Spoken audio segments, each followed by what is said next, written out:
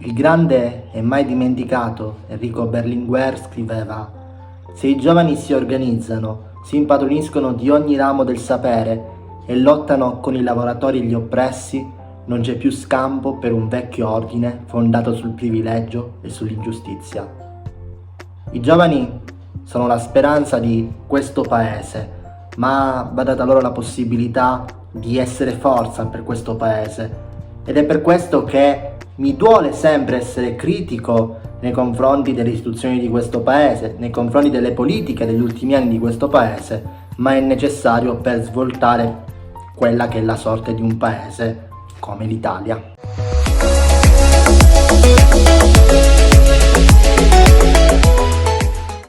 Per quanto possa sembrare una materia complessa e assai complicata, l'economia in realtà è molto semplice e lineare.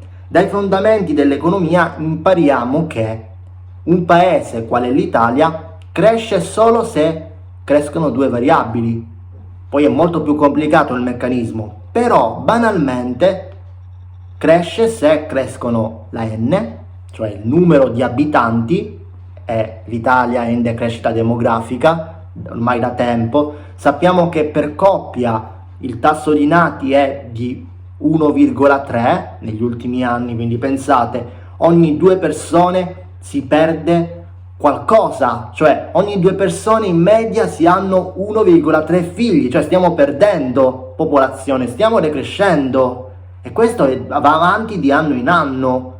E allora è chiaro che un paese che è in decrescita demografica non può andare avanti. Perché? Perché se la popolazione cresce banalmente, se aumenta di 1 milione di persone, c'è bisogno di più lavoro, c'è bisogno di più case, c'è bisogno di più posti di lavoro, di più fabbriche, di più attività produttive, di più servizi.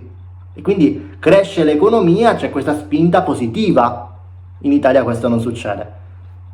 L'economia cresce se cresce questa N, e in Italia non cresce da anni, o se cresce G, cioè il PIL, cioè la produzione. E anche questo, mi duole dirlo, ma in Italia non è in crescita. E allora come può crescere un paese se le variabili fondamentali delle equazioni non stanno crescendo? È un problema fondamentale, è un problema che ci riguarda direttamente, che riguarda noi giovani, ma che riguarda non solo i giovani, perché sebbene sia fondamentale l'apporto alla società dei giovani, è importante ancora oggi il ruolo di tutta la popolazione italiana, dagli adulti ai più anziani, hanno un ruolo fondamentale per il nostro paese. Oggi però mi tocca affrontare una tematica assai dolente, che è la disoccupazione giovanile. Il Covid ha messo a dura prova un ambito, quello che riguarda la disoccupazione giovanile, già tristemente in declino per il nostro paese. Già nel 2015 la disoccupazione giovanile in Italia era pari al 37,9%, cioè più di un giovane su 3 non lavora, e per giovane intendiamo dai 17-18 anni, quindi dalla maggiore età in poi. È un dato gravissimo, ci portava già nel 2015 ad essere al terzo posto fra le nazioni europee dell'Unione Europea con un più alto tasso di disoccupazione giovanile, alle spalle soltanto della Spagna e della Grecia, quindi le altre due realtà mediterranee che hanno sofferto gli ultimi anni e che soffrono bene o male dei problemi che concernono anche l'Italia. È un tasto doloroso questo della disoccupazione giovanile, ma che ci portiamo indietro da tanto troppo tempo. I problemi fondamentali sono riscontrabili in 3 macro settori, in 3 ambiti. Innanzitutto le competenze. In Italia non si investe abbastanza nei giovani. Oggi, per vivere adeguatamente, per poter dare un apporto importante alla società, c'è bisogno più che prima di certe conoscenze, sia pratiche, sia dal punto di vista teorico. In Italia soltanto il 27,8% dei giovani è laureato. Può un paese con una percentuale così bassa, cioè circa un quarto della popolazione dei giovani laureati, poter far fronte a una realtà sempre più globalizzata, sempre che pretende di più, che chiede di più ai giovani? La media europea dell'Unione Europea è 40,7%, cioè 27% in confronto a 40,7%. Capite bene che è un confronto che non può reggere. Il Covid ha messo ancora di più a dura prova questi dati, scendendo alla fascia dei giovani più bassa, quella fra i 6 e i 17 anni. Pensate, 3 milioni di giovani in questa fascia durante l'ultimo anno non hanno potuto accedere alle lezioni per impedimenti dovuti a questioni economiche, a mancanza di connessioni, eccetera, eccetera. E questa percentuale è pari al 20% nel sud. Nel sud Italia un ragazzo fra i 16 e i 17 anni su 5 non ha potuto nell'ultimo anno far mai lezione a distanza. È qualcosa di catastrofico per un paese, è qualcosa di catastrofico nel 2021.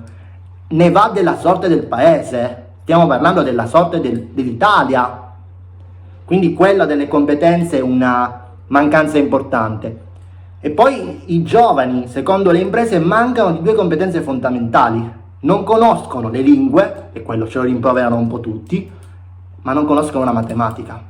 Hanno perso anche quella conoscenza della matematica che è fondamentale per lavorare in un'impresa, che non può mancare nell'attività pratica di impresa. E allora sono competenze importanti che si vanno perdendo e che tolgono tanto al futuro di questo paese. Il secondo motivo fondamentale che sta alla base di questo grave problema, qual è la disoccupazione giovanile, è lo scarso interesse della politica nei confronti dei giovani. Le parole lasciano il tempo che trovano. Quando un premier dice vogliamo puntare sui giovani, sono parole, poi contano i fatti effettivi. E ancora una volta il recovery plan punta davvero pochissimo sui giovani, punta davvero pochissimo sull'istruzione, sulle competenze. È un problema serio questo, manca quell'attenzione all'istruzione che invece ci dovrebbe essere. È inconcepibile oggi, di fronte a un problema economico, sociale tanto importante, non pensare ai giovani, dimenticare i giovani. È inconcepibile. E poi, che poi è strettamente annesso a questo punto qui, altro grave problema, il flop delle politiche giovanili negli ultimi decenni. Politiche come la garanzia giovani e il decreto dignità hanno davvero tarpato le ali a tanti giovani, hanno ridotto il livello di assunzione dei giovani e hanno ancora di più indebolito le loro speranze di poter trovare un lavoro anche adeguato alle proprie competenze, adeguato a quello che uno giustamente sa fare. I numeri sono tristissimi. Abbiamo già a disposizione i dati del 2019 e pensate, la media europea per quanto riguarda la disoccupazione giovanile dei ragazzi fino ai 24 anni è di 15,2%. In Italia abbiamo regioni come la Campania e la Sicilia dove il 53,6% dei giovani è disoccupato, cioè più di un giovane su 2 è disoccupato. Cioè stiamo parlando di giovani sotto i 24 anni che non studiano ma che sono disoccupati. Cioè la definizione economica di disoccupato è chi sta cercando lavoro perché non studia, non fa altro e quindi sta cercando lavoro. Più di un giovane su 2 sotto i 24 anni sta cercando lavoro in Sicilia o in Campania. La percentuale è altissima anche in Calabria, 52,7%, ma anche nelle regioni del nord Italia. In Lombardia questa percentuale è il 20%, siamo comunque sopra il 15% europeo. In Piemonte il 30%, in Liguria il 36%, cioè è una falla, è un problema che riguarda tutto il paese. In Sardegna questa percentuale è il 35,7%. Vogliamo fare un rapido confronto europeo? Benissimo. L'Alta Baviera, in Germania, ha una percentuale di giovani sotto i 24 anni disoccupati pari al 4%. Cioè noi arriviamo in Sicilia al 53%, in Baviera stanno al 4%. In Germania, sempre nella regione di Stoccarda, 4,3%. C'è chi fa peggio, ma non deve essere il nostro modello di riferimento, perché per esempio la Grecia per esempio la Macedonia occidentale raggiunge il 62%, che poi non è molto distante dal nostro 53%. Quindi c'è sicuramente chi fa peggio, di solito la Grecia o la Spagna, regioni della Grecia o della Spagna, però capite bene, un paese che non investe nei giovani è un paese che non ha futuro. Se l'Italia vuole avere futuro, deve avere il coraggio di investire nei giovani, di investire in attività produttive consone al futuro di questo paese, dove i giovani possono apportare le loro competenze, le loro abilità, e bisogna puntare, e questo ce lo dicono tutti, ce lo dicono fiori di studi, sulle cosiddette STEM, cioè le discipline tecnico-scientifiche, che ormai risultano essere abbandonate, dimenticate nel nostro paese. La matematica, ma anche le lingue, ma anche qualsiasi competenza è fondamentale per la crescita della persona, per il proprio apporto alla società.